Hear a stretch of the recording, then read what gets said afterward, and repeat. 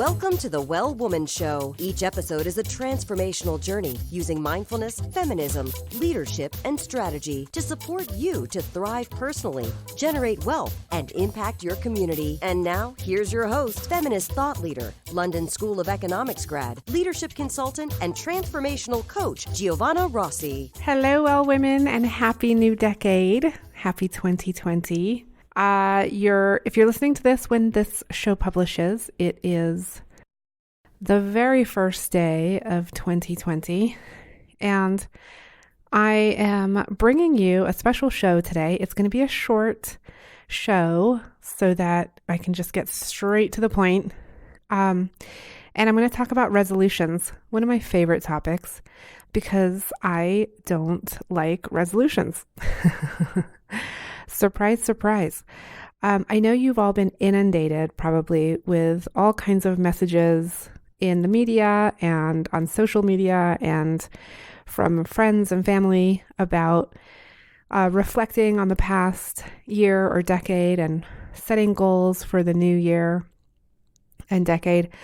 And I am going to share my take on all of this, and it's really the Well Woman take on it, which is basically that you really only need one resolution this year.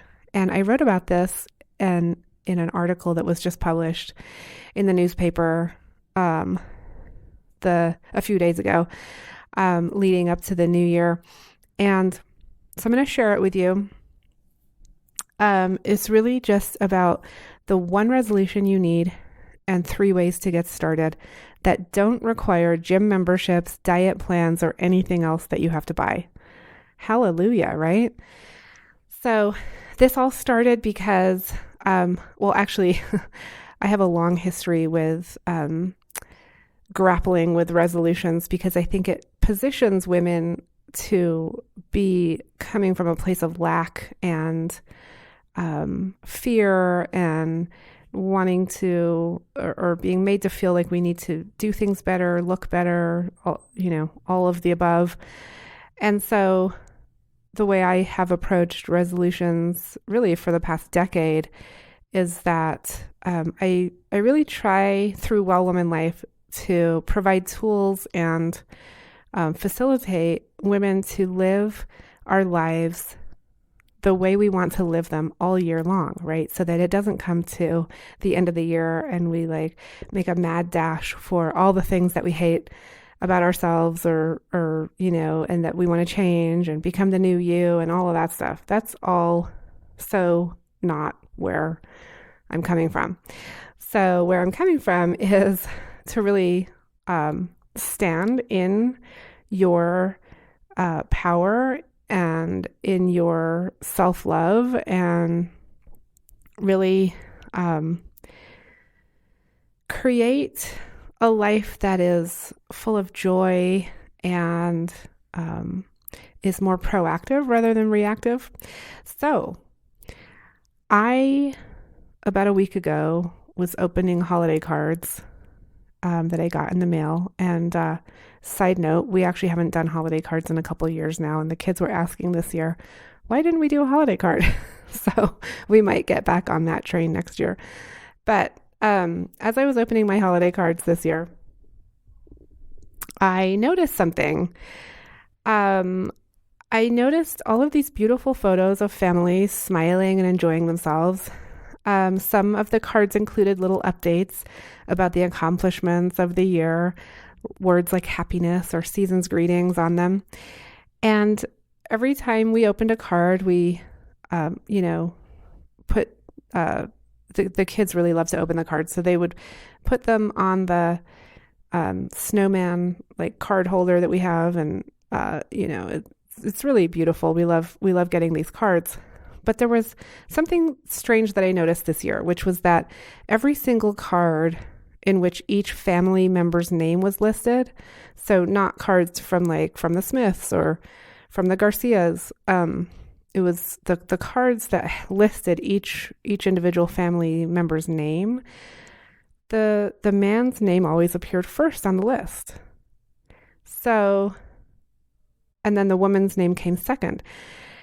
And this sort of thing it caught my eye, and it's, it's something that really actually, I just couldn't let go of it. I thought, what is going on here? Why are women putting their name second when I know for a fact that a majority of those cards were designed and printed and mailed by the women in the family? So, it's one of those things that's sort of like an everyday mundane thing that we overlook, right? And when we overlook these things, they start adding up. They start creeping into our lifestyle and the way we operate and the way we interact. And so I wanted to bring it up as a thing. I wanted to make a thing of it this year, which I did in this article that I will link to in the show notes for this show, which is wellwomanlife.com/186 show. You can read the article there. And so I noticed this, and we still continue to put the cards up on the snowman card holder and look at these beautiful cards. But it just occurred to me that it does really go unnoticed. It's just sort of the way it is, even though, like I said, the majority of the cards were, the card, sending all of these cards was managed mostly by the women in the household. Not to say the men didn't do some of the, didn't help out, or some of them didn't do it, but mostly it's the women that were doing it. So my point here is that I'm not saying that women's names should be listed first as a rule, right? That's not the point here. I'm just suggesting that while we talk about gender and racial equality and fairness, we actually do behave in ways that are opposed to that. So we say that we're in favor of gender and racial equality, but it's really actually very hard to embody that and articulate that in our everyday lives. And this example of the Christmas cards is one of those examples. So one of the things I want to point out here is that it's not just about like women needing to stand up and putting themselves first, which it absolutely is about that. It's also about men asking, why don't you put your name first on the card this year? And while you're at it, put your education first and your career first and your dreams first. Like, we would like men in our lives to articulate that and really be standing up in that way. So it would be really easy to dismiss this as negative or too picky. I get that. But I really urge you to think about this again and just bear with me here, because these little things do add up. As I said, we don't make big changes in society by waiting for the world to get fixed, right?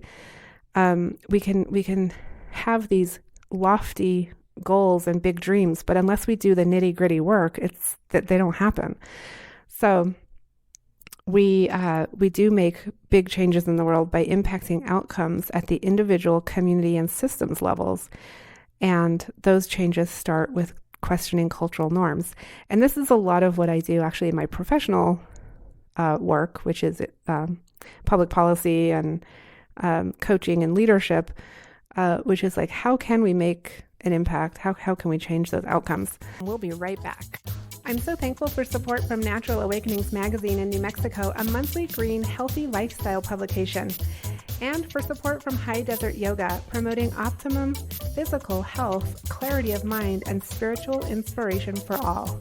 Many of you have followed my journey from consulting to women's leadership and empowerment, starting a nonprofit, raising 2 kids, and everything in between. I've really taken some time this year to focus in on where I can help the most women with their own desire to create social impact and also a good income for themselves and their families. As my consulting and coaching practice is growing, I found that one of my favorite things to do is the free discovery sessions. I love hearing about people's passions for the work they do, sharing what I do, and helping people understand what my hybrid consulting coaching is all about. Hint, hint, serious strategy plus spacious mindset. So if you find yourself worrying about whether you'll ever make it in the thing you're pursuing, or waking up in the middle of the night anxious about money, lacking energy you need to get everything done, or procrastinating on moving forward with projects and tasks, or even if you're in a leadership role, but you're second guessing yourself and not getting things done, I'd love to talk to you. These conversations help me get clear on how I can help more leaders create the impacts and income they want so they can start living with ease and joy. Plus, you'll get a free hour with me to get crystal clear on what you want to create for your company or organization and your life, and what's been holding you back. So if you're interested, you can book a call at wellwomanlife.com/learn more. We're back on the Well Woman Show. So as we wrap up 2019 and head into the new year, what does it mean to make a resolution? Well, according to the Oxford English Dictionary, it means a firm decision to do or not to do something. So this year, the only resolution that we need to make is to put ourselves first on the list. And as I alluded to earlier, it may sound easy, but it really actually requires a deep level of awareness and unlearning of norms and habits. And a lot of what I share in the Well Woman Life community and in my coaching are the tools for actually unlearning these norms and habits and how we can do that in our day-to-day lives. So I'm going to share with you here today 3 ways that you can get started on this. And I encourage you, if this speaks to you, if you're interested in pursuing these 3 tools that I'm going to share with you, then definitely come over and take the quiz. If you haven't taken the quiz on my website, wellwomanlife.com/quiz, and it'll really help you identify like where you are in the Well Woman life cycle and what you can do about it. And also, you'll then get notifications from me about when I do retreats and workshops and things that you can dive into this a little deeper. So number 1 is reflect and release. So in this first step, we're going to reflect on and jot down what has brought you joy in the last year and what has not. I really do actually want you to have take a piece of paper out, draw a line down the middle, and on the left-hand side, what has brought you joy? And on the right-hand side, what has not brought you joy? And let's really just make a list here. It actually really helps to write it down with pen and paper, not with your computer. I just had a conversation with someone about this, and there's a different thing that happens in your brain when you handwrite something. So the other thing in this step is to really reflect on what made you feel fulfilled. When did you reach your full potential in some area of your life or close to it? Your professional life, your personal life, what was it that made you feel fulfilled or where you reached your full potential, and jot that down. It's really good to reflect on these things as we go, as we end a year and go into a new year, so that we don't just take the messages that are out there in the media and social media and like latch onto someone else's, shiny goal, but we actually work on the things that are important to us. So other reflective questions you can ask in this step are, what would you like to create for yourself in the coming year? And what would you like to release and leave behind in 2019? So if you want to pause this recording and spend 5 or 10 or 20 minutes just journaling on this, that would be a great thing to do. And then we'll go on to step 2. So step number 2 is build your power.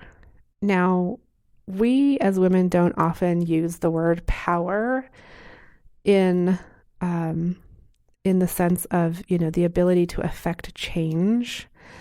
A lot of times power has a negative connotation. It makes us feel like someone is controlling us or something like that. But I want to encourage us to think about power in terms of our ability to affect change in our lives, change in the world. So you might want to ask yourself, where do I have power? And where do I need to build power? Where am I able to make change? Where am I able to affect change? Where am I not able to? And jot those things down. And it's really worth at this point taking inventory of your earned power versus your unearned power. And this is a whole, like we could do a whole episode on this, but just to very briefly bring it into this conversation, it's really an exercise in understanding your privilege and your disadvantages. So your earned power is, the things that you've worked at, that you've had to work at, that just didn't automatically come to you. And your unearned power is your privilege, right? The things that that just society places a higher value on, whether that's your gender, your race, your status, any number of those things, your ability, able-bodied abilities, or any of those things. So really taking a look at where do you have earned power and where is your unearned power? And just to be aware, right? Like this is half of all of this is being aware of all of these things. And then there's really an immense need for change in the world and for you to have power and for you to build your power.